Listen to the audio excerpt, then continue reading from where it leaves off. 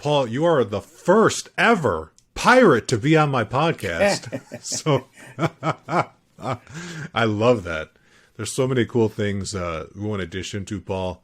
I want to respect your time and dive right in with you because your story needs to be told to every single person in the design and construction industry without exception. We need to hear what's going on. It's time for us to wake up, Paul, and I think you're just the right one to splash just the coldest amount of water. It's not quite freezing, but the shock will get us to pay attention. Well, Philippe, you're very kind. Your $20 check is in the mail for saying all those nice things. And, I loved when we were coming on to this Riverside FM studio because it said, please check your hair. And I have exactly one hair. So it was a perfect way of just entering this entire conversation going, these guys get it. Welcome to the EBFC show, the easier, better for construction podcast. I'm your host, Felipe Engineer Manriquez. This show is all about the business of construction. Today's episode is sponsored by Bosch Refine My Site is a cloud-based construction collaboration platform that applies lean principles to enable your entire team to plan, communicate, and execute in real time. It's the digital tool that works in tandem with your last planner system process and puts it all together in one simple, collaborative ecosystem. This easy-to-use platform is available in English, German, Spanish, Portuguese, and French, and can be used on desktops, tablets, and mobile devices.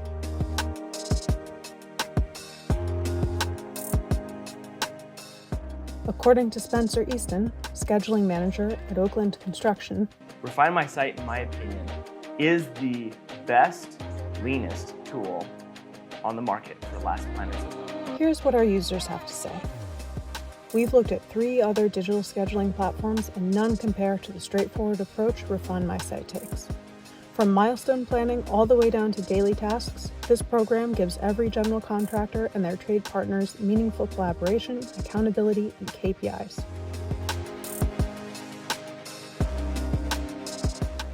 Register today to try Refine My Site for free for 60 days. Today's episode is sponsored by Construction Accelerator. The design and construction industries come up with and build great things, but we also build and waste in how we do those things, in our interactions, in our contracts, in our logistics. So what does this do for our bottom line or our next project? The best firms maximize their value by removing that waste and only doing what's essential to the work, what makes them money. Construction Accelerator will train you to see the waste and give your teams the lean tools and experience to remove it immediately. All online. Construction Accelerator is made up of 3 to 9 minute videos that can be watched again and again in the field, at the office, and at home, all broken down by topic. Need to learn pool planning? We have videos on the process, how to set up a room, and how to kick off a team. Need to set up a target value delivery project? We discuss all the aspects of TVD, especially cost. Or maybe you just need to brush up on 5S, well, we have videos on that as well. You can download and print reference materials to use on site to immediately translate watching into doing. Subscribe today at trycanow.com. Let's build an industry, not just a project. Today's show is also sponsored by the Lean Construction Institute. LCI is working to lead the building industry in transforming its practices and culture. Its vision is to create a healthy and thriving industry that delivers outstanding project outcomes every time for everyone. Check the show notes for more information. Now, to the show. Thank you for the opportunity just to contribute to the overall conversation that what I love about not only this time, but the marrying up of so many different great technologies to get the word out, right? Because it was one of these things where, way back in the day when when I was a pup, the only way to get the word out was to either write for, chapter newsletters in industry associations, right? Maybe attend a chapter meeting, or maybe get lucky enough to do a state presentation, or maybe the national, convention. And it was a very slow and arduous process. Now, a thought comes into your mind, and it's Instagrammed out, it's tweeted out, it's done, and it's like the velocity of information is great. Now, here's the key, though. How do you filter out the stuff that's useful for you? Right? Because what may be really interesting to, a sole practitioner architect in Kansas City is going to have a lot different meaning when you're talking about the large, engineering firms, like let's say in Saudi Arabia, right? So Right. there's this amazing time of a skill set of how to filter not just the marketing hype and the sales hype on tools that can help us with our digital transformation, but how does that filter affect me? And that's really where we're at right now. And throw on top of that, our latest little issue of a pandemic globally. Yeah, a little tiny minor inconvenience. Whew, I tell you, it's now doing two big things in my mind, right? Number one, it's allowing us to think more strategically, because BC, before COVID, we had this entire BCE, world. before COVID ever, Paul. Oh, there you go. Take that one, BCE. Love that. I'm stealing it. So Steal it. We were so busy, right? I mean, great times to be in the business, but it was attack. There was really a lot of folks then that were questioning, well, we're doing it and we're making a lot of money, but are we doing the right thing? And that's what COVID brought to us, is, are we doing the right thing? Like, let's take a pause.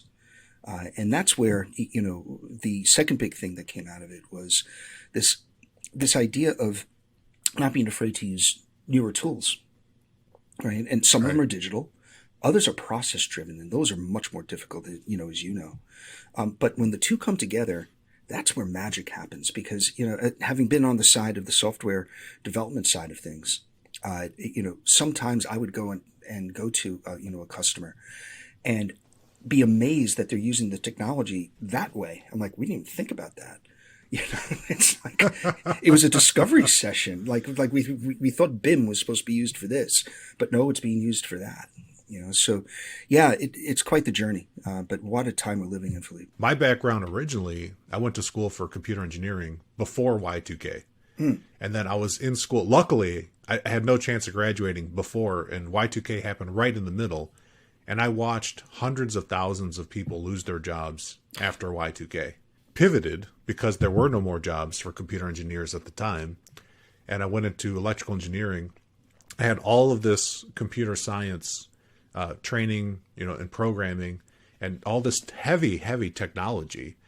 And yet I went into construction and really did not know what to expect. A friend of mine had took me on a job. I got to see what they were doing.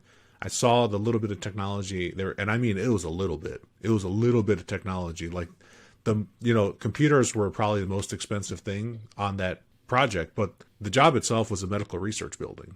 And it was fascinating to see what's going on in a medical research building on a university campus. But the technology, you come out of that building and go into where the construction is being run, and it's like going into a time capsule.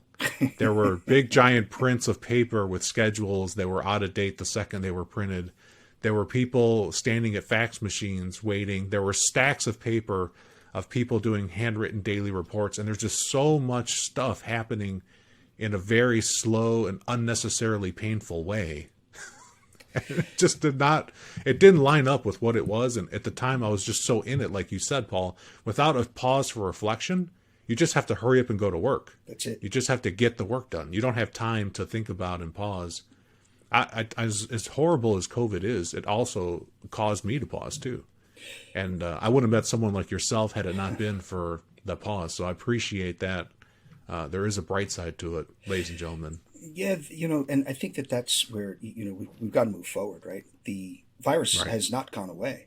If anything, it's mutating. Yet there's this optimism, again, because of, the idea that many people are choosing to get vaccinated, which is creating now a very interesting way of trying to manage this thing. So, we were stopped for a few days, actually. Once lockdown happened, we had to figure it out because it was global lockdown. That has never happened in the history of the planet Earth. Okay, so when they say unprecedented, you may say unprecedented, but COVID said, hold my beer. Holy shit, right? Because now we're in this world where we have to be out on the site. That's what we do, right? And you had this uncertainty. Now, the thing that I love, and welcome to the dark side of the construction industry. It is definitely a wild and woolly place, but having pushed the boulder up the hill almost all my career, right, more or less on a Don Quixote type of quest, a noble quest, but we're fighting windmills. Because when you're not showing the value of how that helps that individual, not the entire project, because really the only person that cares about the entire project are a handful of people. Everyone else, to your point, comes, I want to do my work, grab it, get home, grab a beer and watch the Yankee game. Well, that's what I want to do. And or the Cubs game. I mean, that's what I would do. Yeah, right. So like everyone has their focus on what they want to do, yet there's this orchestra that they're playing in. And the best program and project managers that I see understand that you must focus in on the areas that may be weak. It may be the wind section, it may be the percussion, it may be the violins on that particular project. On the next project, you could have the violins being virtuosos, yet the wind section may be sucking it. So it's that constant balance of people skills. And when we start to take a look at when things, locked down, people skills went through the roof, right? Because you had to allow people to understand that some people were scared. Others were saying, how do I start to get back to work? Others were saying, if I get back to work, am I going to bring my, this virus back to my family? It was just this immediate shock to the system of going, right. And once the dust started to settle, we also realized the variances because, we have a global footprint in how we work. Although we're a boutique firm, we have a pretty broad reach of how we operate. What came screaming at us was that this is going to be something to be managed on a micro basis. This isn't going to be, hey, we're opening up as the world and everyone's going to get back to work. Because look at, poor India right now. They resisted for so long, and then suddenly the virus hit them. And this is where I think that our industry has a real opportunity to take a mirror to itself for the first time in a long time, because we are doing more and more sophisticated type of buildings and infrastructure because of the demands of the market, with less and less skilled people, with budgets that are not improving. And you throw on top of that we are responsible in a way for our spaceship called planet Earth, right? I mean, think about it just like the way that I love what's going on with the privatization of space exploration, right? Where they're now affording people to really take a higher view that we are on a very fragile spaceship, hurtling through space to who knows where. Because if people think we're just static in space and we're just revolving inside of our universe, that's not true. That universe is hurtling through space. So we're literally on a ship where we don't know where the destination is, if there is a destination, right? Which means that when we have an actor come into our spaceship and cause chaos, we must come together, right? Because this is humans against a virus. This isn't, ideological crap and people are, coming up with conspiracy theory type of stuff, which is the other edge of all this great technology, right? Which can exacerbate bad ideas just as fast as good ideas. And what we're finding is that it's helpful for us internally to constantly remind ourselves that what we do every morning when we wake up is very noble. Because we're on a spaceship and the spaceship has to be taken care of. When people are saying we have to save planet Earth, Earth doesn't give a shit. Earth will always be Earth. Earth is going to do what it's going to do. What we're worried about, which is actually a good thing, is we got to watch out for the human species of making sure that that environment of the spaceship is good enough for us to continue on as a species. So this isn't about environmental mafia. I don't hug trees because they don't hug back. This is about trying to do the right thing. And when I was going to school, architectural school, right, I love how, everyone all of a sudden became woke. And everyone has to have, 15, letters after their name because they understand that they have to, protect the environment. What were you doing before that? When I went to school, that was called good design. Putting on a Superman cape and having a lot of letters after your name doesn't mean that anything. I mean, the best thing that the Green Building Council did with LEED was that it got the average business person to understand that there's a value of what we do as an industry, which means that there are 4 things that we have to take care of as humans to survive. 1, fresh air, clean water, safe food, and shelter. So if you are a plumber, sole practitioner plumber, to the largest mechanical contractor in the world, to people that develop for a living to exactly what you and I do, Fleet. If we can wake up every morning and just understand, look in the mirror, that what we're doing is a noble cause to keep our species alive, that's a higher calling. And it's not to get on a hyperbole thing, because you can then start to take action every day without thinking about it. It's instinctual. It's about keeping your job site clean because you're the subcontractor on there. And guess what? The reason why we put in the contracts that you should leave it at least swept clean, we mean it. Yeah, those it benefits them too. Exactly. And right. and it's a great incentive, Paul, for getting people to do what's helpful to them. And that's it. Let's reward. It's that whole idea of rewarding good behavior. Yes. And I love that analogy you gave of the spaceship that we have, and our spaceship is a convertible. It's got like a skin thick layer. There's not even a hard outer shell on it. And you're completely right. The people on the planet Earth sometimes get swept up into an idea because, unfortunately, Paul, sometimes bad ideas propagate. Without good curation of the data and information coming at you, you can get swept up in the noise and get far, far away from the signal that's telling you something. We are all on one single planet. We do all have to cooperate to survive, and living is a choice. So you're bringing up something that resonates here, right? Where we have a responsibility as a company with TDG, with what we do. Yeah, we use a lot of magic and flash to make urban environments magical. Right. The average person does not care how the mechanics of this thing works. All they know is that they want to have a conversation, or nowadays they want to be able to text message, right? But that's the usefulness of the phone. But the technology behind that, and the absolute chaos that was made unchaotic so that a person could have a conversation on a piece of plastic, is unbelievable, right? That really is magic. If you brought anyone from the past 30 years forward, they'd be going, what? My laptop doesn't do what your phone does, right?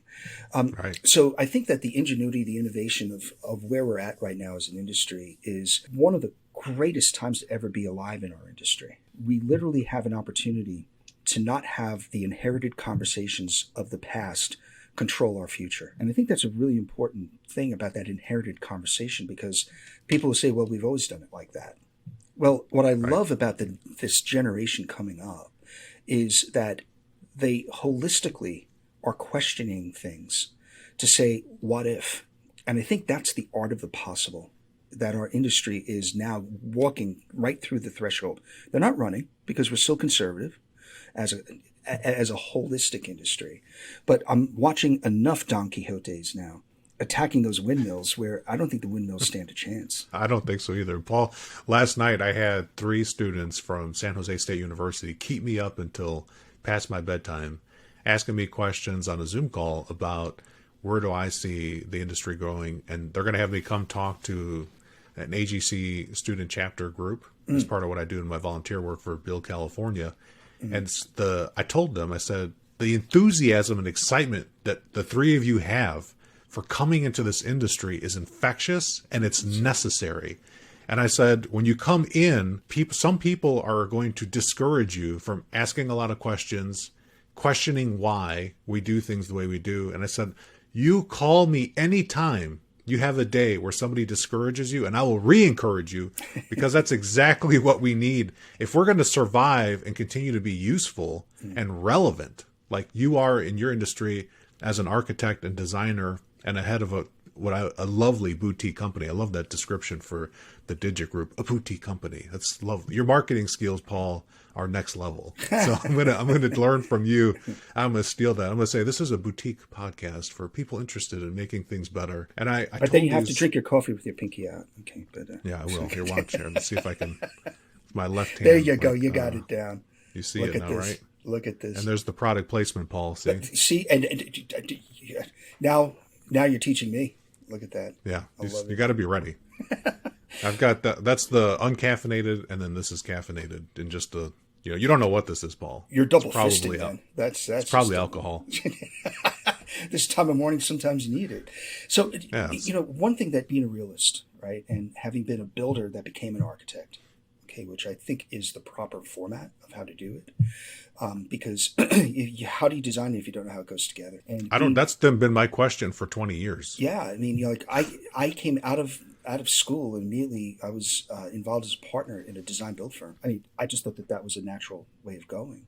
But when you realize that you can go through a 5-year professional degree as an architect and never have stepped foot on a job site, okay, you see the issues right from the beginning. Last big project where I literally had my boots on and my hard hat on every day was in the South Bronx in Mott Haven. It was a project that was funded by the New York Yankees, which I was very happy about, because they got the approval to move Yankee Stadium across the street, but money had to be given back into the community. So I was responsible for putting up, at the time, the largest, both budget-wise and size-wise, high school for the School Construction Authority of New York. And I took it with pride. Right. First of all, it was Mr. Steinbrenner's money, so always respect the capital. Right. But number two, it was a very, very complex project because it was 4 different high schools, chartered high schools. One was for the arts, one was for STEM, and was on a campus that was raised up above the Metro North tracks of coming out of the subway of Manhattan to go up into the suburbs of Westchester, main line. I had to raise the foundation, or actually the start point, up to the level of the Grand Concourse because I went down 40 feet. So I had to build a series of trees. The reason why I'm mentioning all that is that the complexities of just that, and this is, pre having anything out in the field. I mean, it was a big deal getting a fax machine out to the job trailer, right?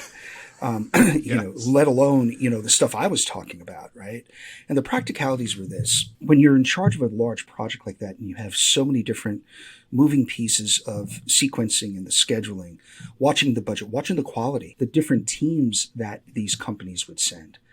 You knew immediately if you had a bunch of rookies, especially when you're pile driving, because they're asking you questions, you shouldn't be asking me those questions, right? So, automatically you get like these flags that go off because you have an instinct, because you've been seasoned, right? And that's the big thing about the industry. You have to get people doing it. But here's the problem I saw. The processes, if I had the budget to actually do a process diagram of every single trade that entered onto that job site, I'm not talking about scheduling. I'm talking about the actual process diagrams. The amount of rework, redundant work that was used to sabotage either their own work in order to get more hours or to make sure, wink, wink, the guy behind me, we're in cahoots together because he's a painter. I'm a drywall guy, and I know that the drywall up, where I'm working on the upper floors, because you build up, as I'm coming down and the paint job's being done, if I happen to scrape the paint, quote unquote, by accident, well, that gets more work for my painter, and that's a nice change order. I mean, the stuff you see out there, which is almost kindergarten level, you literally have to be half den mother, half parent, half buddy, colleague. I mean, you have to wear so many hats. And that's just one project in one geographic location. And now on the owner side of what we do as a developer, I'm watching it worldwide in their own way. Inherently, people are going to protect what they feel is their gravy train, which is where people are going, why hasn't the industry digitized? And why haven't we gone through that transformation? Well, the bottom line is, have you asked the people if they want to change? This is a people business. Asked. Right?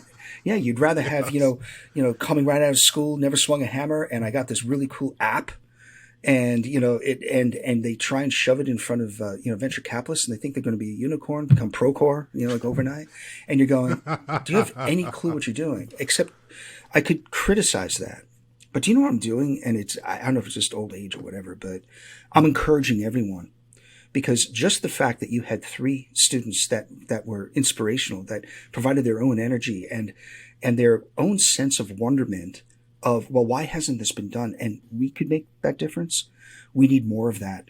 We need that sea change in the industry so that boulder that I've been pushing up the hill, I want to be like Indiana Jones running away from that boulder as it chased me down the damn hill. That's my dream in my career. Yeah. And the more that we can encourage folks, not just to say, like, wagging the finger, like, this is an industry about experience. Because if you don't learn from experience, you can either get hurt for real, die, hurt, right? Or financially hurt, or not do the right thing for the planet Earth, which is do the right thing to make sure that edifice that you're creating, either civil infrastructure or vertical buildings, is the best you can do because you're putting something in place that's going to outlive you. What's your higher calling? Is it that you cut corners and you were able to buy, a little extra horsepower in that new car because you got over on the GC. I mean, think about what you're doing, right? And I also don't mind the fact that we are hurting right now when it comes to qualified people working in the field. I think it's almost like a forest fire. It's getting rid of a lot of the bad wood. And you're hoping that this next generation that does come in, like the 3 students you were talking to, become that new growth that do have a different value of ethics and morals in that space, and also have a sensitivity about it, right? There were certain times when, I was an intern architect where I'd go out in the field and literally volunteer with some of the local trades just to learn, framing and painting and all this other stuff. And it's amazing to watch the mental abuse that goes on in our industry. And it's one of those things a lot of people don't talk about, the bullying, all that type of stuff that, and a lot of it was attributed to, well, these are the ne'er-do-wells that in high school, they weren't going to go to college anyway, so why don't you get a job in the construction industry? We were a dumping ground for so many years. We can't be that anymore. The sophistication level of, again, more complex buildings, same or limited budgets, not enough people, so the time scrunch. We're demanding a lot of our workers, and we can't, there's projects that can't afford, and I'm even talking about kitchen blowouts in a suburban area. Take those kitchen blowouts. Guess what the number one thing that they use? Wood. You know what? I have to specify 24 karat gold because it's cheaper than wood today. So you can imagine, instead of 2x4s, I'm specifying 24 karat, right? I got a friend that can't even get their fence fixed that blew over in a windstorm. Right? They have to wait, they don't know if it's 3 months from now or 6 months from now. So I'm in the Memphis area, right? Right smack in the middle of the country. Because of a lot of stimulus and, pent up demand, people are, extending decks and blowing out kitchens and putting second floor dormers and doing all sorts of things because they have the money. But the big thing here is either work has stopped, especially with the newer construction with new homes, right? And there's a lot of that in this area because of FedEx and whatever. We're a high growth area. It's amazing to watch these exposed structures that for weeks the workers aren't there because they can't get the deliveries of the supply chain, these wood stick built structures. But the big thing here now is that if you do get a delivery, is that if you are in the security business, you're doing really well because there are armed guards watching the wood. There was so much theft going from one place to another because of the commodity price, going through the roof. I'm like, wow, humans are still humans, aren't they? So yeah. I feel like it's like we could take Paul out of New York, but we can't take the New York Yankee fan out of Paul. Even though you live in Tennessee now, so I mean, it's going to happen. You have this philosophy about you where these hands and these human experiences are the only way to really learn for real. And I think that is so simple of a detail, but it's elegant. And I just want to just pause and just let there be some space for that, because people undervalue firsthand experience so much. Like we have, even people coming in with excitement into the industry, or people that are already in the industry that haven't developed themselves in a long time because they have the arrival syndrome and they think that they're at the epitome of the top of where they're at, which is false. You're not at the top. Everybody can learn, and firsthand experience is priceless. So I just want to thank you for doing that. If you don't mind giving a longer introduction of who you are, I think it's going to blow people's minds. Yeah. And they'll have the same respect and appreciation that I had for you in 10 seconds of listening to you speak. I'm a licensed architect, not a software architect. I'm a real one. I can still get sued, still hold my license. But I did my work. I did work study in college, meaning that I took off a semester and worked in the field and then went back to school. So I took a little longer, but I thought that was a better pathway for my skill sets because I did my work study at IBM.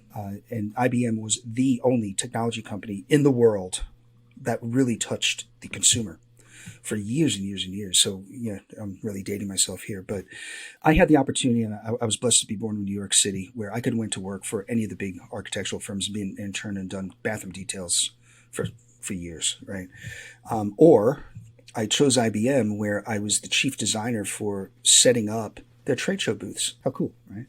Yeah, super cool. And back then, it was like, PS2 architecture and OS Warp, OS2 Warp, RS6000s, AS400s, token ring networks. I mean, everything that's now defunct, I touched. So that could be a really good measure that whatever I touch could go, by the way, the dodo bird. But what I learned, though, was from the systems engineers and the computer engineers at IBM, because Armonk was my home base, headquarters, right? And I was setting up these trade show booths where I had to learn all this technology from the inside out. And I was really curious, almost like your students, right? Like I was like, this is really cool. This is like building a building, right? You have the framework rack and the hard drive and the motherboard. And I learned it because I was being taught by the greatest of all time, the IBM engineers, right? And the fact that I used to do it after hours, right? Because I was going to school, then I go into the carpenters unions factory, and these guys would come in and from IBM and teach me while they drank beer, because it was easy for them. But just do this and do that, and so I had to learn the software and the hardware from scratch. And I looked at it like looking at the suites catalog, going, "Wow, I need a door, I need a window, I need a foundation, I need this, I need a roof, blah blah blah." Same thing with computers. So I've never differentiated between the two. Actually, what was really frustrating was going, "Why do I need to put this into a chassis rack when I could stick a hard drive into the wall and my memory board could be the ceiling?" Like, I could never understand how come we weren't building computers or the computerization into the built environment, right? Thus smart buildings, right? So long story short, that taught me everything I needed to know, because at that point, technology became a fourth utility to me: plumbing, electrical, mechanical, and IT. And I've held that my career. I dropped out of school for a while. Because I'm actually a keyboard player by profession. I'm a piano player. And we got signed to Warner Brothers Records in the 80s. We were the house band at the China Club in Manhattan. We were a fixture down in Greenwich Village, places like the Bitter End and Kenny's Castaways and all these places. But we made a record. It did extremely well in Europe. And I got to play with some of the greatest, musicians in the world. David Bowie's band came down one night, and I got to jam with them. Of course, them being all African American and me, the white guy, the one song they chose was "Play That Funky Music, White Guy." True story. True story. So, yeah. And I got to play with, some other artists that I would never have had the chance, and I'm in like my early 20s. So we did extremely well. Like I said, we were part of Neat Records, which is we were distributed through Warner, and we kind of made it. I decided to go back to school when things started to slow down with the band. But that experience of being out on stage as a professional and really making it. We were up for Best Music, 1987 into 88. We were up for Best Band of the Year, Best Male Vocalist, and Best Song of the Year. We lost to Billy Joel, They Might Be Giants, and Taylor Dane. So we were close, right? And as an architect, it was just so cool because my thesis at school was architecture as frozen music, where I took the ratios of how you can move through music, either through time, 3/4 time, 4/4 time, and then the elegance of the spatial relations of how you can move between treble and bass clef. And what I did was I used those ratios and I studied the Baroque period using Baroque music, and then the architecture of its time. The ratios were perfect. We then went into the turn of the last century using the Rite of Spring, Stravinsky's Rite of Spring, and Le Corbusier. And they were perfect. And then we fast-tracked it to Richard Meyer's work, and we tied that together to Talking Heads. And it was perfect. That music, architecture is frozen music. It's just about how you express it. The movement through space, the movement into spatial relations, which leads to, a fast track where, because of my computerization stuff, I knew how to write code. So that helped with music because I was involved with MIDI, which connects everything together on stage. I then transposed that when I went back to school and graduated and started working with design build firms. And we were a web-based organization in 1994 out in Long Island, New York. Because of the traffic, I used compact luggables and used Lotus Notes at first to connect my teams together instead of me driving out to the places, right? Now we got FaceTime. It's easy. But back then, that was a heady thing to try and do, except that I discovered the web browser and I tore Lotus Notes out, and we were web-based in 1994. We had some architects and some influential architects on Long Island take a look at what we were doing as a design build firm, and they encouraged me to start talking about it, AIA conferences, things like that. And I got to write a book, this one called Cyber Places. Then I got pulled into a little company called Revit. I've heard of that. Created this thing called Building Information Modeling. We then also created a web-based project management system called Buzzsaw. And then we created a facility management package called Tririga. Between those three, we made for our investors a little under $1 billion through acquisition. So Sand Hill Road loved what I was doing. Plus, I was a book author. Plus, we were doing something really cool, right? So my career fast-tracked. I did do some time because I wanted to polish, where I became a Fortune 500 officer for a company called K. Hovnanian Homes, where I really learned polish about how to be a corporate, understanding Wall Street, which then gave me the opportunity to pull all that together just about 12 years ago to create TDG, along with just an amazing cast of characters because of the success we had. One guy is my chief software architect. His name's Remy Arnaud. He's the guy that helps me through thinking through the strategic vision of technology. His claim to fame is that he was the developer and founder of a group called Intrinsic that was part of the Keyhole rollup when they were acquired for Google. You know it is Google Earth. So the father of Google Earth is my chief software architect. That's incredible. So just to tie this up and why it would be important to hear where we're going from here, we decided that because we sold Revit to Autodesk, we sold Buzzsaw to Autodesk, we sold Tririga to IBM. My friends at IBM again, right? We're on to something big with Remy. I was living in Shanghai at the time because we had a really good 3D visualization company, and they're really good in China with doing that type of stuff, photorealism, that type of thing. And I wanted to take it to the next level by not just having it as a point like in 3D Max where you just fly around in space, but I wanted to have it geospatially perfect, a latitude and a longitude somewhere on a digital globe. Right? Because we were being hired by groups like the Chinese Olympic. Their committee was looking for marketing material of flying through Beijing for the 2008 Olympics. Then we also got contacted by the people that were operating the World Expo in 2010 in Shanghai. They also wanted to have marketing materials because our stuff was so visually stunning, and the way that we could produce it, where we weren't putting, a camera on a hyperactive dog like most architects and running around like a bunch of lunatics. We actually had Hollywood folks that knew how to produce. So we came up with this really cool thing called a gaming engine, 2008. So this is pre-Unreal and pre-Unity. And we did it ourselves. And I said, whoa. Because I was pulling in Revit models, and not one, but thousands with zero latency. And I'm going, whoa, this is fun. Anybody that's ever touched a model is drooling right now. Zero latency is like a dream. Well, this was it. And we had a big choice. We could either create a proprietary application, not even an app, or we could use the browser. And the thing was, Remy, his other side job is that he runs a standards group out of Silicon Valley called Kronos Group. They're the people behind Collada, WebGL, all these standards to make the browser the true interface and start the standards process so that manufacturers then can compete on speed and just all those things that go on in the browser world, right? But this whole world was then opened up to me. And I felt, well, I could barely move the needle again. I mean, we're trying to move the needle and try and make a difference with all these tools that we've created for the industry. Yet to this day, the majority of people still use BIM to create 2D construction documentation. What? What are we doing? And they print it out too on paper. Well, okay.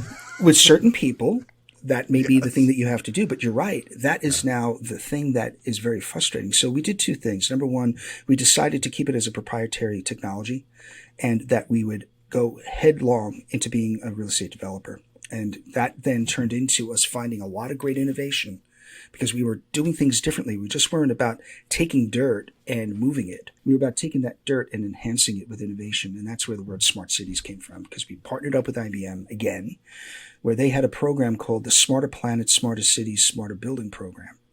That then turned into us being introduced to their friends over at Cisco that were also on a rampage of the smarter communities. And Philippe, if I had planned this, I'd be a genius, but I'm just Irish and I'm lucky.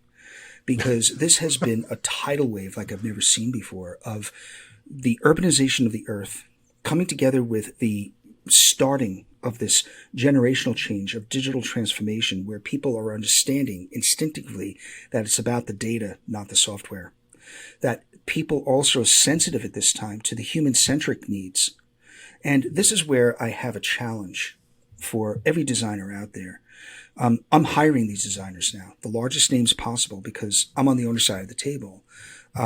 We are very, very fortunate to have a 50-50 partnership with a Middle Eastern sovereign wealth fund. So we're able to pick and choose our projects that have impact on either parts of the planet Earth or the human culture and species holistically by proving an example in a step-by-step manner. This isn't about snapping my finger and saying how great we are and the Wizard of Oz is behind the curtain. We're very transparent about how we're doing things, but I am an absolute stickler because I've been in the foxholes with subs, with GCs, with other types of stakeholders, especially the financial folks that think, surety and bonding and all that stuff. No. Let's have a conversation. But where I really have an impact is with the designers, both the engineers and architects, because I can speak their language. I also understand their frustration, but I also understand that they have been practicing wrong their entire career, all of them. And the reason why is because they're not designing with all senses. They're designing for visualization. The fact that we're still talking about digital twins and visualization, I'm going, that conversation happened in the manufacturing industry like 20, 30 years ago. Just because you discovered it doesn't mean that it's a new thing. Let your ego go at the door because all you're talking about is visualization. As a real designer, the next level of how you design is sound. How come we have not created multimedia BIM at this point is just beyond me. It's a natural course of action because there was a great exercise that one of my architectural professors gave when I was at school where he turned off the lights during one of the sessions and he said, close your eyes. And at the time he had a cassette recorder and he played different sounds. And one of the sounds was you could hear, clicking of heels as it came closer to you. And he goes, define where that is. And I rose my hand and I said, sounds like a European cathedral. He goes, why? And I said, the hard surfaces, the volume of the space. And he goes, you're exactly right. He goes, design involves all senses. So when I go to a ribbon cutting ceremony, here's another sense that just baffles me. You may have won all these awards and you're there with your wingtip shoes and you're all full of yourself because it is a good design visually, but functionally, when you start walking through the space, may not be at 100%, but okay. It would look really good for that architectural record, cover photograph. But when I'm sitting there and you're snipping the ribbon cutting, all I'm doing is I'm choking on the VOCs because the off-gassing in the carpet hasn't stopped. Smell right. Is the strongest trigger for memory. And all I remember from these grandiose places is it smells bad. It's like, why don't we design to smell? Not to say that we have to pump in artificial smells, but understand your materials for smell, understand your materials for sound, understand spatial relations for visual. And how come we have not put that into our computers to allow the computer to do what it does best, which is compute and give us those alternatives, including texture, touch, the fact that we have crash bars for exits, for emergency exits, and they're all based on metal. Is that the right material? Who thought about that? Is it just for durability? Are you thinking just with, what are you thinking?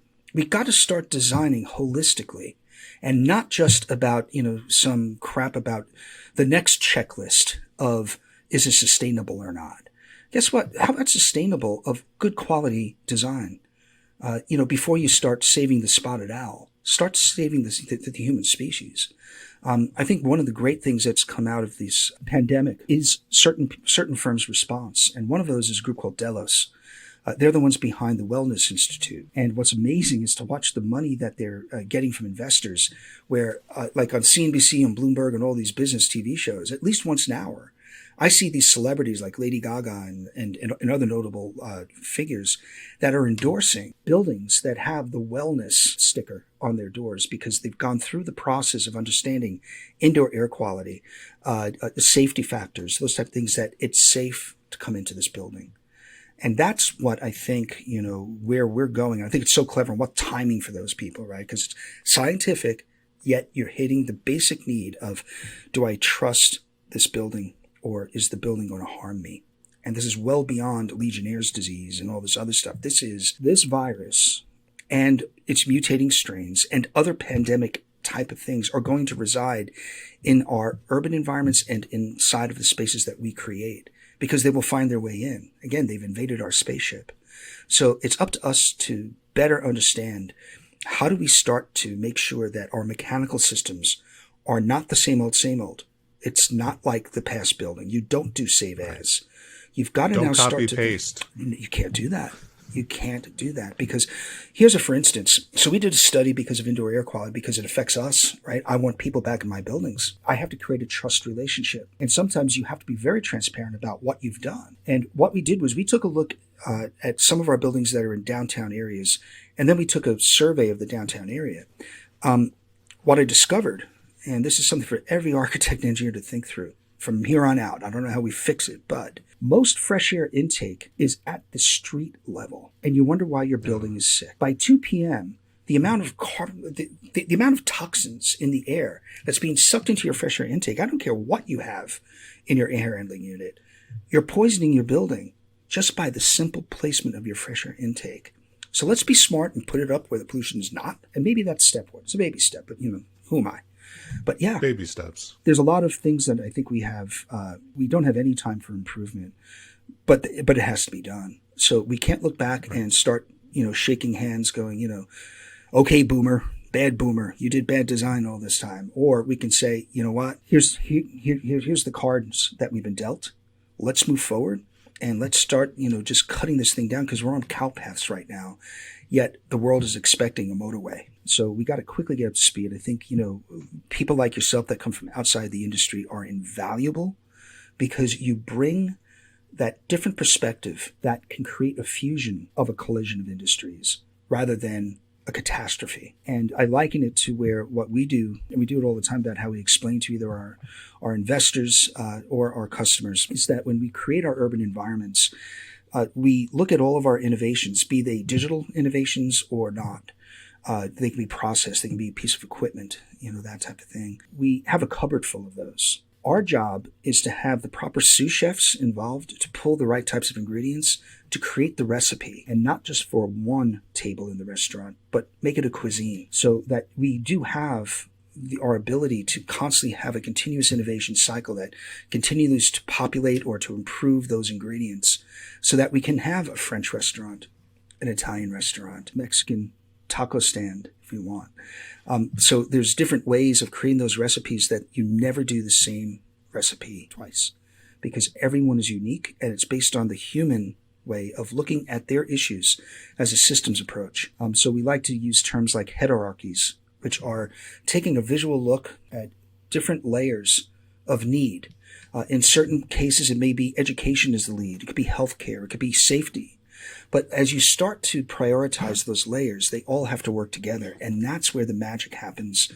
And that's what we do, which is we create an ontology, which is a way of connecting vertically those horizontal systems.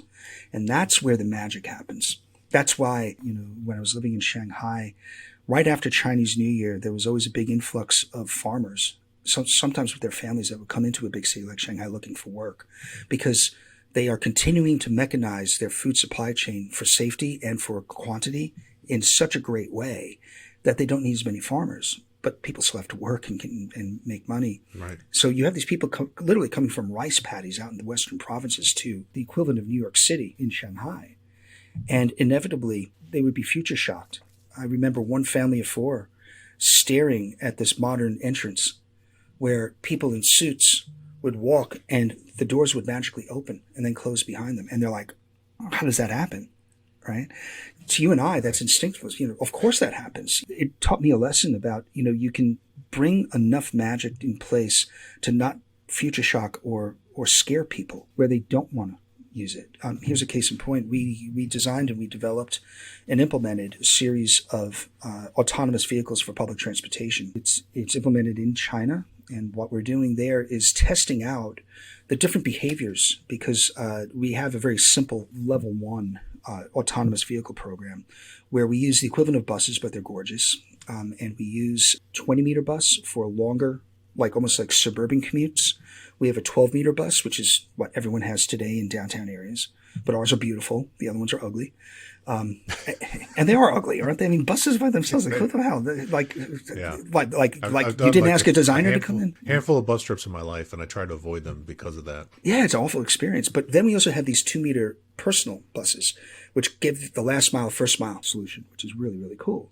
So we layer those. What we found is people love the little personal pods, right? The 2-meter, because it reminds them of being on a Disney ride. It's fully autonomous. They feel like they're in control. This is cool.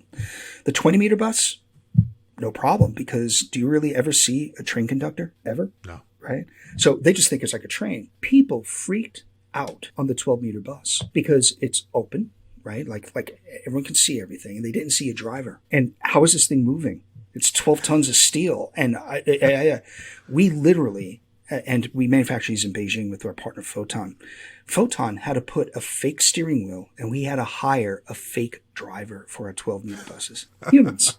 Yeah, I think it's the same thing happens on the BART system in San Francisco. There's a conductor on the train because people complained about the eeriness of getting into this metal box, racing under in tunnels and above ground. And don't freak out when you get on the BART and you don't see somebody. Don't freak out. I'm like, I see all these other passengers. They're like, yeah, but nobody's driving the train. It's like, oh my God, nobody's driving the train. But then again, when you're at Disney, who's driving the monorail? Right. Right. So it's our expectations totally different, Paul. You are running at hands-on, skin in the game, and you just said that we're doing continuous innovation. Whereas most design and construction organizations out there, including on the owner side, I mean, people spending over $1 billion a year in capital construction don't have a focus of even a 1% on innovation and change and just going into like, is my cupboard of tools fully stocked? Yep. Can I make something that people actually want? No, they're just doing rinse and repeat as if that's all that we need. And now when the pandemic hit, you saw a lot of organizations are rethinking their corporate offices. They're rethinking how we deliver healthcare. They're even rethinking how we deliver schools. And you still see some holdouts and with huge pressure from all over the place, people making decisions not because it's the right thing to do, but because there's pressure to just revert back to how we used to do things. Yeah. Even though it's like once you experience that pod or you've gone to Disney and had that ride, now coming to your city and having that pod experience, like you can't go backwards, right? The genie's out of the now bottle. It's become a luxury. It's table stakes now. That's right. It's so really, really interesting door that you're opening there. So there's two big things that we are focused in on as an organization globally that we feel needs to be, number one, addressed, and I'll touch that one first, but the second one needs to be community owned. And this is an opportunity for everyone listening. Because of all of the macro, micro, internal, and external forces, sometimes certain ideas take off faster than others. I was part of the design build committee at the American Institute of Architects for many years, led it up as their president of the committee. That they were actually called PIAs, or professional interest areas, back then. I always thought it should have been professional interest groups, but then we'd be known as the pigs, which could be appropriate, but but then we were called the professional interest areas, and that's pain in the asses, PIAs, right? So, and leading up design build during those times, I was considered the Antichrist. You're talking about contractors controlling the futures of architecture. I'm going, guys, just have a Snickers bar, hang out, chill, right? That's not what we're talking about. Angry. It's like, what we're doing is design-led design build. That there are architects out there that are good businessmen. There are. They're few and far between, but yes, they're out there, right? And trust us, we know what we're doing. And what we did, we led by example. That delivery methodology right now accounts for what? 16-70% of all deliverables in the United States under contract. That's huge. From zero to that amount over a 30-year period. And that delivery model works with certain types of buildings. Like a perfect example would be, data centers. You've got to do design build, right? Because it's so intricate, it's so integrated, all that stuff. So building types actually drive a lot of that. A lot of civil is design build, right? It just makes sense. Right. So when people are trying to force down because they, in their air-conditioned offices saying, I think we need another acronym, and they come up with IPD and Kumbaya and all this other bullshit.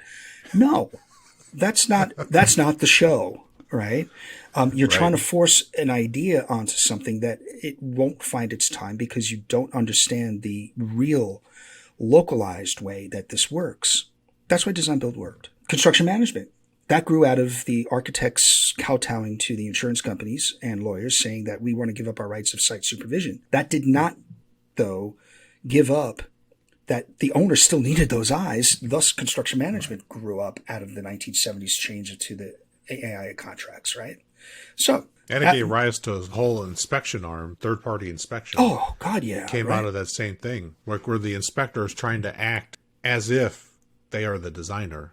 And it's just not the same because the incentives are just totally different. Oh, the quality in that system, Paul, has not gotten better. And those types of structures built in that different mindset where I'm talking like Hammurabi's code, where the architect, if you're building, the designer's building failed, your first child would be put to death. Like that type of skin in the game. I mean, it's extreme skin in the game, but people came at these things in such a different way. Well, just look because they were look at the Medicis, right? And look at the Medicis coming out of the Dark Ages about how they inspired great design, and it was expected. You're right, and you're right. Throwing your firstborn into the fire because you made a mistake. You're going to pay attention a little bit and start to challenge yourself and the norms. So that's why when I'm looking now at the reemergence of this idea of offsite construction, for all the internal and external reasons that have been talked about, I've been watching it have premature growth and then go back down. The mobile home market, it's there. Worker. Yeah, you're just jumping over that one, Paul. The mobile home market. Well, but you know what? It's legitimate. That's part of our industry, right? It's like having the redheaded stepchild. They're part of our industry. We're putting that on the planet Earth, and it's a magnet for tornadoes. That's what it does. I was thinking that as soon as you said it. I'm glad you said it out loud because I was going to go there, Paul. So just like Mater said, right, in Cars, right? I'm happier than a tornado in a trailer park. So now, nothing wrong with trailer parks, and I will back off that statement because of one big thing. It's shelter. There's still a noble cause to that, and you cannot discriminate that. If people do not have the socioeconomic means, they still have to have a sense of pride of where I live. It's my home, and people make the home. The designers don't. And if that is something that we can not poo-poo, and I will apologize because it's not about glossing over. It's that's what that delivery mechanism was known for. It's now being challenged again.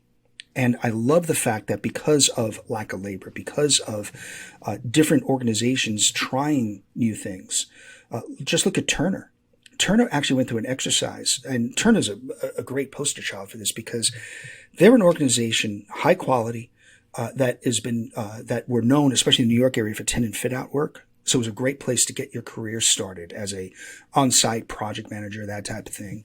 As we talked about, that's where they're known as the Turner Tots, right? Because you came out of that. I used to be one. You go. Just coincidentally wearing a blue shirt right now just by pure accident. and for those that don't know, we joke in the industry, there's even LinkedIn groups for Turner alumni because every third person you meet in general contracting at one point in their career worked for Turner. And it's a graduation including ceremony. Me. Yeah. Exactly. Yeah. It's part of the education experience, right? But they actually pushed it into high gear over the past, I'd say, 15, 20 years where they are doing these superstructures. They are doing the meaty work, not just TI. What's good about that and that growth trajectory is that they've also integrated technology into the conversation at a very high level. And they got some great tech teams that are involved and leadership over there. What has really impressed me, though, is that they took the time just before COVID hit to start to address the nomenclature of, well, we know that we are working with hotels, let's say, right? And the hotelier that they were working with, were asking them to look at the DFMA process, or the design for manufacturing and assembly, right? Because they wanted to look at certain types of offsite construction, be it prefab, modular, blah, blah, blah, blah, blah. So they chose the term offsite construction, which helped them internally start to group together people going, okay, I know what you're talking about. Because I didn't have to think, well, he's saying prefab, but that's really this.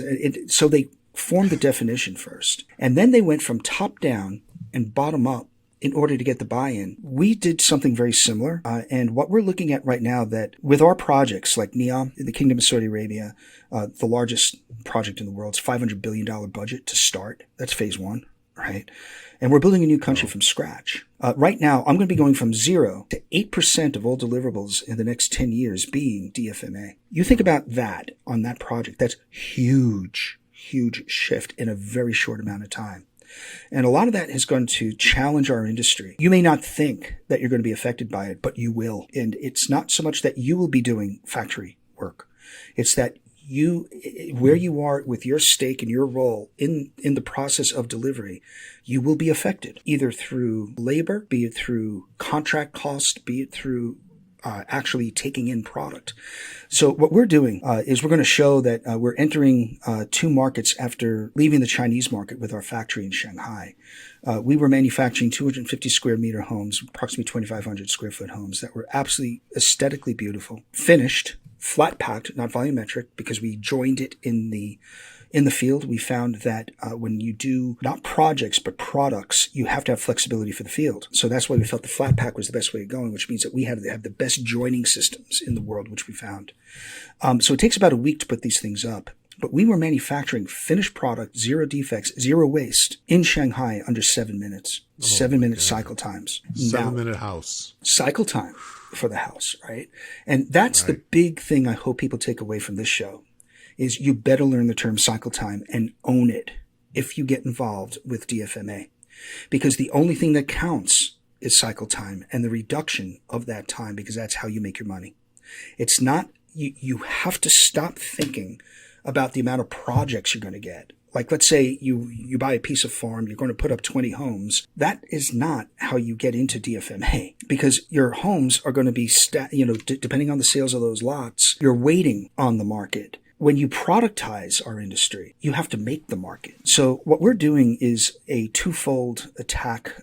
Our project, our company, which was led by David Pay, my Aussie friend, he had a company called Concept Modular, which is actually the company that did this. It got taken over by a state-owned enterprise out of Beijing to take it over because it was too successful. So when you talk about, why are we at trade wars, prime example number 1. We were caught in the middle of all that, but we still own all the IP outside of the domestic market of China. So we're looking right now at setting up in Dubai. We're finalizing some of the location issues at the port of Dubai, because we need to have supply chain in for everything, because Dubai doesn't have anything. Turn it around inside a tax-free zone, productize it, and have those products then shipped out as finished product tax-free. That's a great port. Plus, we're in the middle of a high-growth area of the Middle East, North Africa, or MENA. Right. We can actually also hit, we're kind of like this about it, Eastern Europe if we wanted to, and of course, India.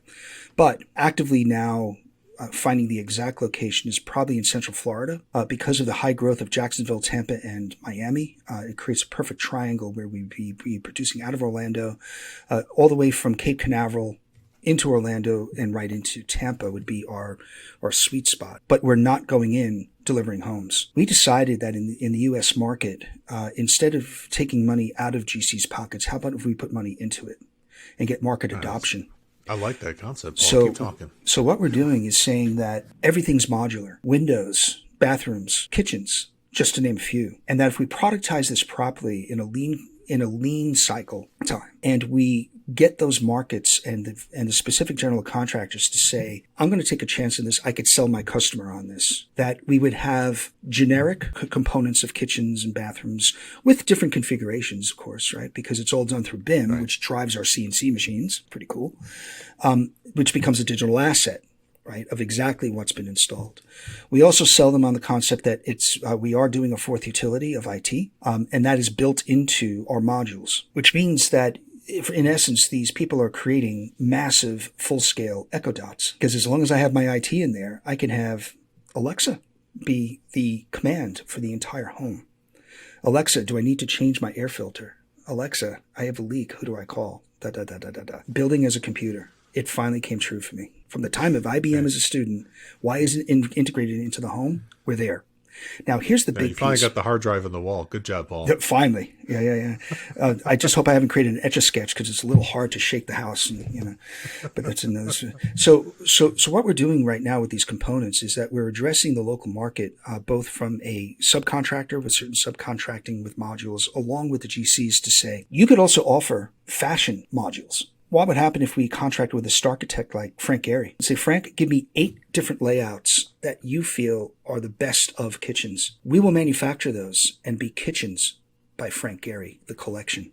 The GC could come in, put into that kitchen blowout a Frank Gehry kitchen for a fraction of what he would usually charge. Still charge the same amount, put money in his pocket, and guess what? He's differentiated himself in the marketplace to his customer. The customer gets a starchitect designer kitchen, which increases the value of the home where he could never afford to hire Frank Gehry. Right.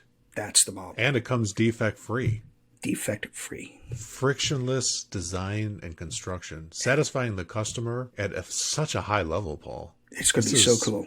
So we're It is really, so really cool. pumped up about this. Plus the Florida market, we're looking to explode even more than it is, especially the Jacksonville area. We're taking a keen look at the mouth of the St. Johns River, Mayport. That was at one time the Jewel.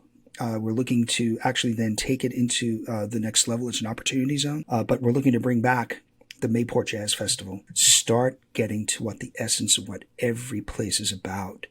Look at that, like what you had said, the elegance of community. And understand that putting up housing is not the answer. You've got to create the community around that people value.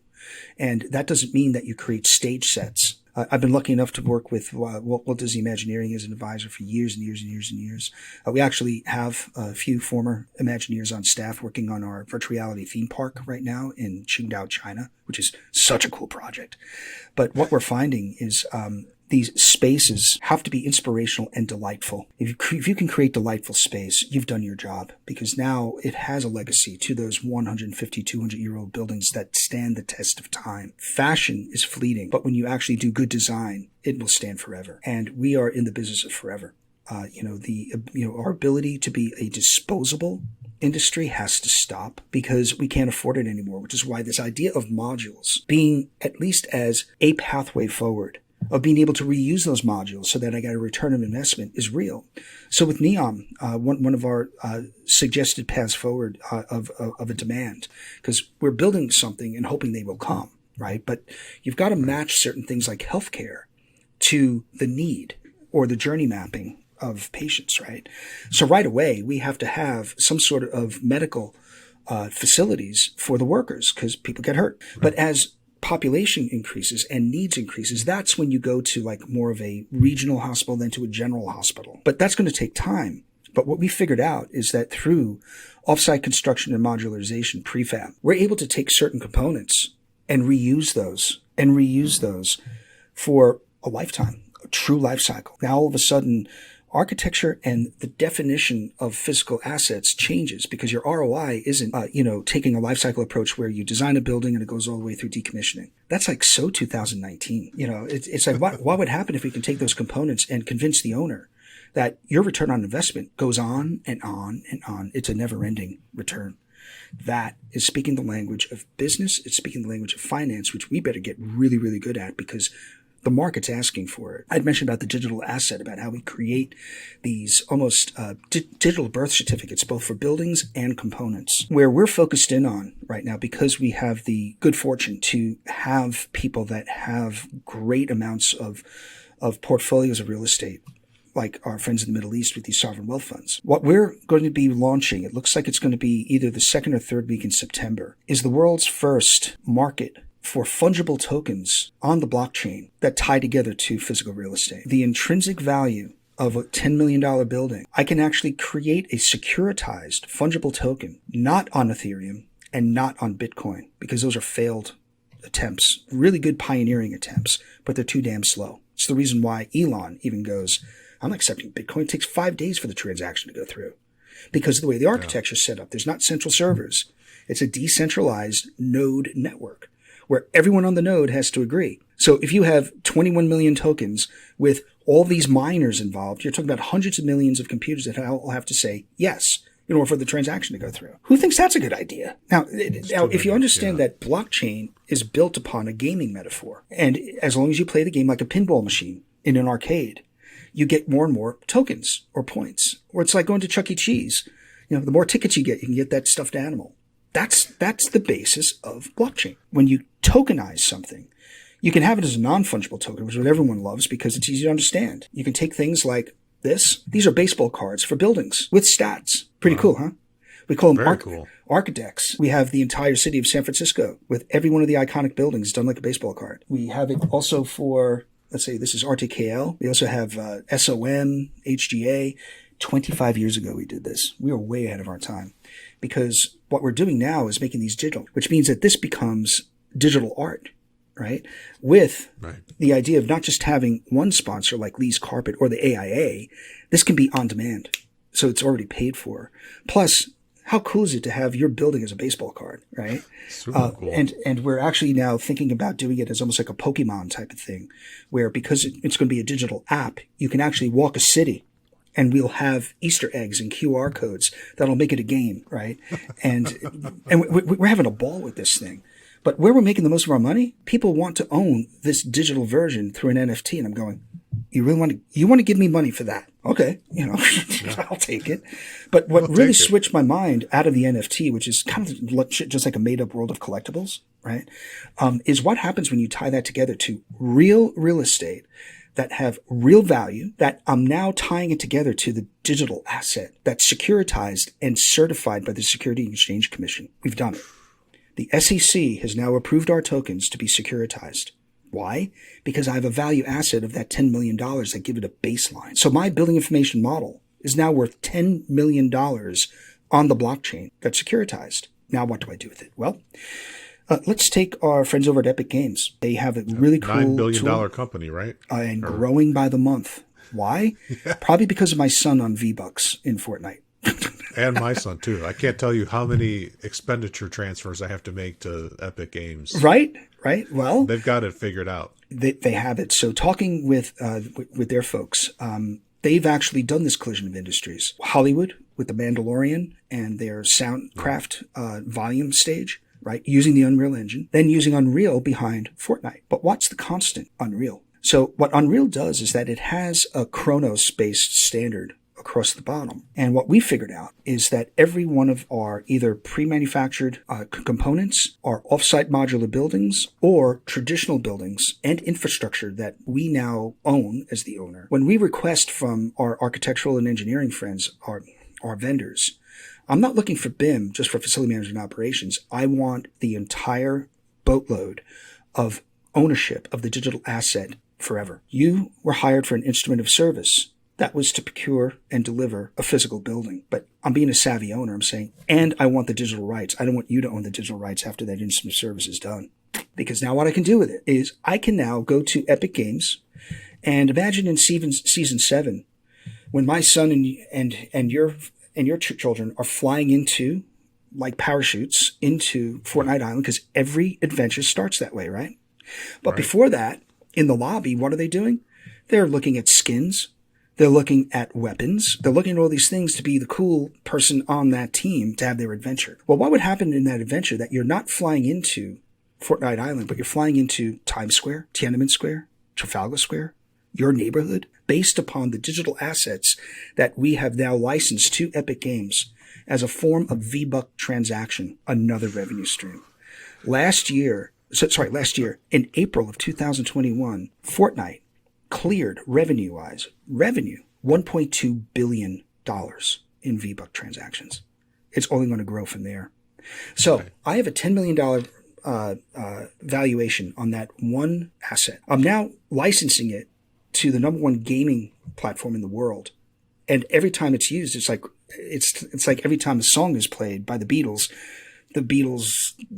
company gets a penny. We're using the same damn model. The intrinsic value of the digital asset over time will have more value than the physical real estate itself. Let me say that again to all the architects and engineers out there and all the contractors. Digital representation of the physical asset itself will have more value over time than the physical real estate itself. We're talking about infinite growth as opposed to God only made so much dirt on the planet Earth. So you have a finite resource and an infinite resource tied together through the blockchain. Now, what gets really cool about this, and this is where my head starts to spin, our virtual reality theme park in Qingdao, we're now basing a lot of the transactions for food and beverage and merchandise, because that's where you make a lot of money in theme parks, because you have a captive audience. We're taking the same model from Disney dollars from back in the day. Now, with Disney dollars, what they accounted for, and the numbers are in and around, people would spend 13% more on food and beverage and merchandise by using monopoly money, right? Because it's not real. And they don't want to go through the process of transacting it back to real American dollars. So they'll just spend it as they're leaving the theme park, right? On stupid stuff like sombreros and stuffed animals and all sorts of things, right? So we're taking the same model by saying we want to create an electronic currency, a digital currency that represents the RMB, their Chinese, dollar. And we will increase amount of food and beverage and merchandise, but we're going to base the value of whatever we're going to call this thing based upon real estate-backed digital currency. For the first time, we have the control to do it. We got the approval from the government. We're going to see how it works. If this works the way that I think it is, Bitcoin, Dogecoin, which, by the way, is that Bodie McBoatface of digital currency, Dogecoin, all this stuff goes away overnight because my mom, who's an immigrant from Ireland, understands real estate. You buy it at a certain price, and hopefully you sell it for a higher price. Real estate 101. She can understand digital currency when it's tied to real estate. And that's the big picture about what we're looking at, that architects and engineers need to think, yes, about all the senses for the physical design. But your physical design, if you're really going to do a digital twin, you better start thinking about how people work inside of the matrix, because what works in reality may not work in the digital world. You may need to rethink how the physical world's architecture is actually delivered, because it works better with more people walking through your design than anyone ever would through your physical design. So you're being challenged now that your design is no longer about this earth. It's about the metaverse. And the fact that Epic figured out that they could hook together Hollywood to gaming, and now with us to real estate, that tie together is all based upon those standards. And those standards can create a federated metaverse, meaning that every one of our projects now can be tied together so that you seamlessly walk from experience to experience digitally. This is the first germination that I've seen for real, tied to real estate, that is creating the equivalent of the Oasis out of Ready Player One or the Matrix. And we're right there. So this federated metaverse is really where I think we have a threshold that we need to sort of lock arms together and go, let's hold our breath. I don't know where the bottom of the pool is, but holy shit, is this fun. Absolutely. Paul, I love how comfortable you've become with being uncomfortable. If people are listening to this, Paul, and watching this, where is a great place for them to go to learn about all of these concepts that you're dropping down on them that might be the first time? What do you recommend to people to learn more or to get in touch with you? To get in touch, it's just thedigitgroup.com, the Digit Group. It stands for, that's what TDG stands for. It's a poor man's version of a website, and I purposely do that. If I spent more time... I saw it's designed in Nashville. Is that right? Yeah. That's, although I live in Memphis, I spent a lot of time in Nashville. We're very close with the leadership there, and being one of the highest growth urban environments on planet Earth still to this day is just remarkable. What's about to be announced, I'm not sure if it's public knowledge, so I may get in trouble, but that's my middle name sometimes. I'd rather ask for forgiveness than permission, is that Oracle is about to make their announcement that they're moving all of their operations to downtown Nashville. That complements the 10,000 job move by Amazon out of Seattle to Nashville. This whole thing about HQ2 is all bullshit. Mm-hmm. That's just suits. And marketing people, where the real work is happening. And we're talking about Amazon Prime, Amazon Alexa, Amazon Logistics. They just, Nashville Airport just doubled its size because they need now to compete against Memphis because Amazon's going after FedEx. They're making a big play where Oracle now is moving into an opportunity zone that right smack in the middle is where the Tennessee Titans play football. They're going to surround this campus around the football stadium. So God knows, but it should be a lot of fun.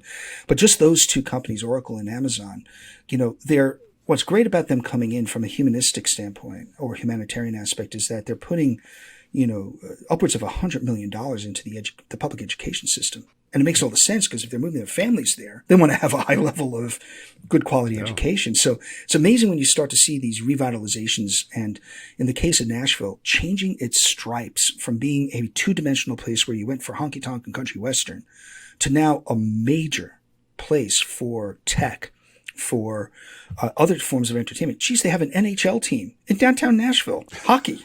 Like wow. Yeah.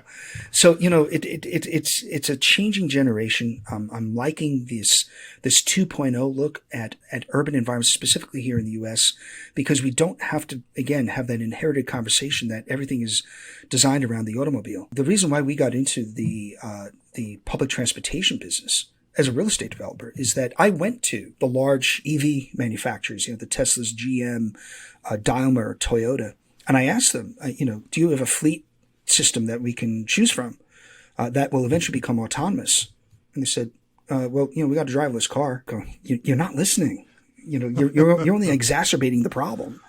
So, this reimagining of the pop-up cities that make up North America is really heartening. We do have forces of evil out there that do not want that. They'd rather see us go back to, being more like the Amish, which would be fine. Yep. But, it's a place in the world for the Amish too. But in the order of progress as human beings, and the handing of the torches to these younger generations that are like your three students that are really thinking through this and getting emotionally involved, is going to come down to trust. And that's a very, very difficult thing to give to someone. And it's another thing to also can easily be taken away. Sometimes we think of trust, why we put, contracts in place. And that's what our industry is all about. That's why we have general contractors, right? It's all about the contract. Even those are being reimagined, especially when you start seeing things like Ethereum.